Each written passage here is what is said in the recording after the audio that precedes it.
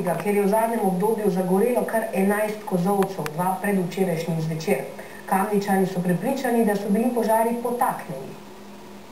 Gasilci in kriminalisti so letos na kamniškem območju zabeležili že 33 požarov na različnih objektih. V zadnjem času pa je zagorelo kar 11 kozolcev, zato so Kamničani prepričani, da je na delu piroman.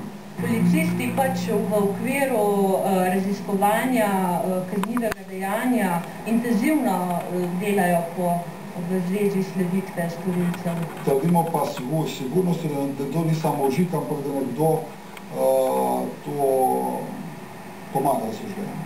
Zaskrbljeni lastniki kozolcev so ponekod že organizirali nočne straže. Tudi lastnika zadnjih pogorelih kozolcev sta skušala zavarovati svoje imetje. Sem se prebudil ob 2,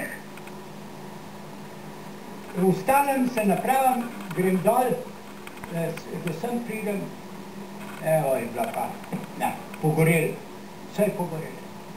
Kamničani pa so še zlasti zaskrbljeni, kjer je pred dnevi zagorel tudi kozolec znotraj varovanega območja kemične industrije Kamnik. Zavarovano je zagotovo slabo, vmes je potrebno razmišljati, da bo tudi tu potrebno zavarovati celotne oziroma vse objekte, kajti mnogi ne vedo, tudi Kamničani ne vemo, kaj vse je znotraj obzidja te nekdanje spodnišnice.